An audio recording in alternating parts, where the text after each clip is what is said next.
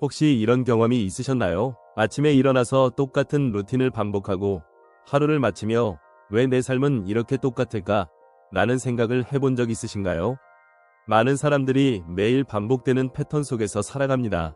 하지만 이 패턴은 단순히 습관이 아니라 우리가 내리는 선택의 결과물입니다. 오늘은 선택의 힘과 그것이 우리의 삶을 어떻게 바꿀 수 있는지에 대해 이야기해 보겠습니다. 우리의 삶은 작은 선택들로 이루어져 있습니다. 아침에 일찍 일어날지 조금 더 잘지, 건강한 음식을 먹을지 아니면 간편한 패스트푸드를 선택할지, 이런 사소한 선택들이 모여 우리의 미래를 형성합니다. 이러한 선택들은 단순히 현재를 결정하는 것이 아니라 장기적으로 우리의 삶의 방향을 바꿉니다. 예를 들어 매일 15분 일찍 일어나 산책을 한다면 이는 에너지 증가, 업무 능력 향상, 건강 개선으로 이어질 수 있으며 결국 더 나은 삶의 질을 만들어냅니다. 그렇다면 왜 우리는 항상 같은 선택을 반복할까요? 이는 우리의 뇌가 효율성을 추구하기 때문입니다. 뇌는 이미 익숙한 신경회로를 사용하는 것이 새로운 회로를 만드는 것보다 에너지를 덜 소비한다고 판단합니다. 따라서 우리는 무의식적으로 과거의 패턴을 반복하게 됩니다.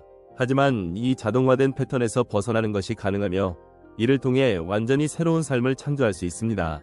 변화는 먼저 자신의 행동을 인식하는 것에서 시작됩니다. 우리가 자동적으로 행동하고 있는 순간을 포착하고 멈추는 것만으로도 의식적인 선택의 공간이 열립니다. 예를 들어 아침에 일어나 같은 생각과 감정을 반복하는 대신 잠시 멈추고 오늘은 무엇을 다르게 할 수 있을까? 라고 질문해 보세요. 이 작은 멈춤이 큰 변화를 가져올 수 있습니다. 또한 우리의 감정 상태가 선택에 큰 영향을 미친다는 점도 중요합니다. 긍정적인 감정 상태에서는 창의적 사고와 문제 해결 능력이 향상됩니다. 반대로 스트레스나 불안 상태에서는 생존 본능이 활성화되어 더 나은 선택을 하기 어려워집니다. 따라서 감정을 관리하고 긍정적인 상태를 유지하는 것이 중요합니다.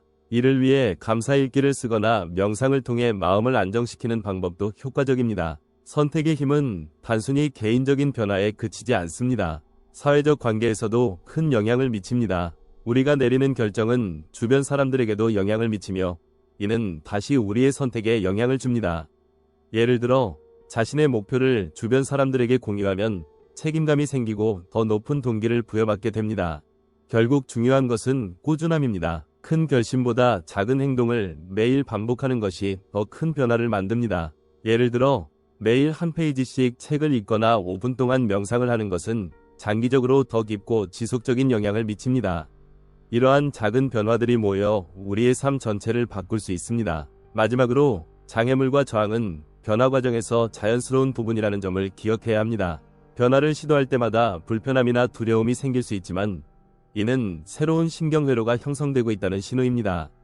이러한 저항을 극복할 때마다 우리는 더 강해지고 새로운 선택이 더 자연스러워집니다. 결론적으로 우리의 삶은 우리가 내리는 선택으로 만들어집니다. 오늘 당신은 어떤 선택을 다르게 할 것인가요? 작은 변화가 모여 거대한 전환점을 만들어낼 수 있습니다. 지금 이 순간부터 당신의 미래를 새롭게 디자인해 보세요. 우리가 삶에서 새로운 방향으로 나아가기 위해 가장 먼저 해야 할 일은 현재의 상태를 명확히 이해하는 것입니다. 많은 사람들이 자신의 삶에 불만을 느끼면서도 왜 그런지 구체적으로 알지 못합니다. 이때 필요한 것이 자기 성찰입니다. 자기 성찰은 단순히 자신을 비판하거나 후회하는 것이 아니라 현재의 사고방식과 행동 패턴을 객관적으로 들여다보는 과정입니다. 이 과정을 통해 우리는 무엇이 우리를 제자리걸음하게 만드는지 그리고 무엇이 우리를 앞으로 나아가게 할 수 있는지를 발견할 수 있습니다. 자기 성찰을 시작하는 방법 중 하나는 자신의 하루를 기록하는 것입니다. 하루 동안 어떤 선택을 했는지, 어떤 감정을 느꼈는지, 그리고 그 선택과 감정이 어떤 결과를 가져왔는지를 적어보세요.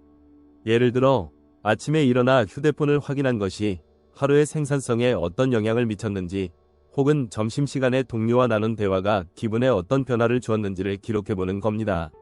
이렇게 기록하다 보면 반복적으로 나타나는 패턴을 발견할 수 있습니다. 이 과정에서 중요한 점은 자신을 비난하지 않는 것입니다. 우리는 모두 완벽하지 않으며 과거의 선택은 이미 지나간 일입니다. 중요한 것은 그 선택이 현재와 미래에 어떤 영향을 미치는지를 이해하고 더 나은 선택을 할 수 있는 기회를 만드는 것입니다. 다음 단계는 자신이 원하는 삶의 모습을 구체적으로 상상하는 것입니다. 많은 사람들이 막연히 더 나은 삶을 원한다고 말하지만 그것이 정확히 무엇인지 정의하지 못합니다. 원하는 삶의 모습을 시각화하는 것은 목표를 설정하는 데 큰 도움이 됩니다. 예를 들어 건강한 삶을 원한다면 그 모습이 구체적으로 어떤 모습인지 상상해 보세요.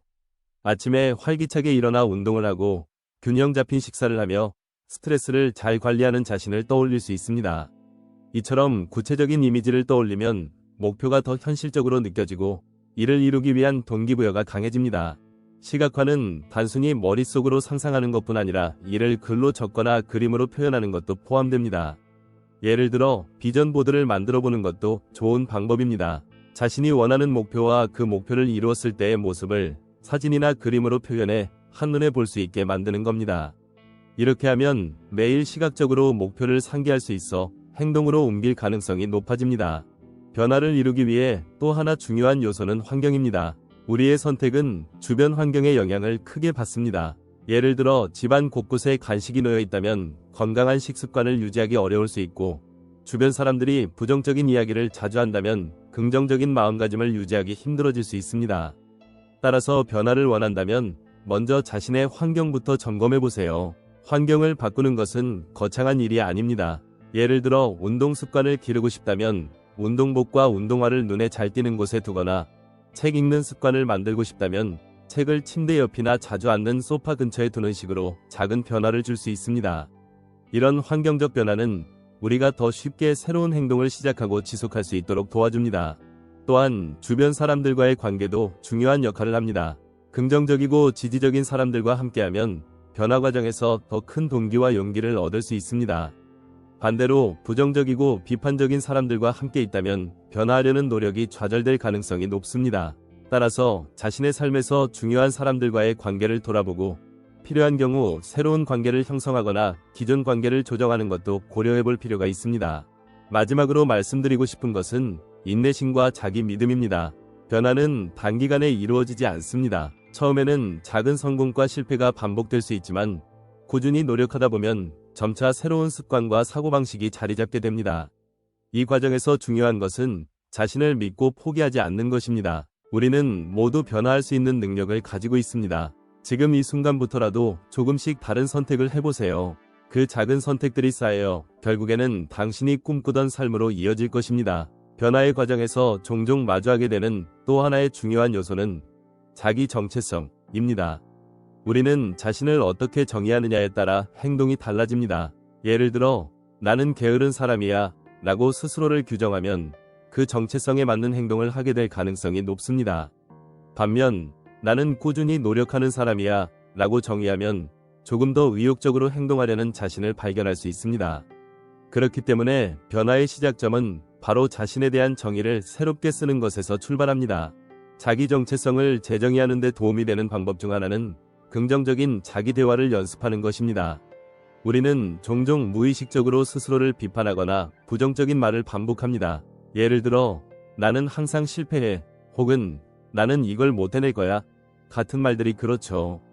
하지만 이런 부정적인 자기 대화는 우리의 잠재력을 제한하고 도전에 직면했을 때 쉽게 포기하게 만듭니다. 긍정적인 자기 대화는 이런 한계를 허물 수 있는 강력한 도구입니다. 긍정적인 자기 대화란 단순히 나는 잘할 거야 라고 말하는 것을 넘어섭니다. 그것은 구체적이고 현실적인 믿음을 바탕으로 해야 합니다. 예를 들어 나는 과거에 이런 어려움을 극복한 적이 있어.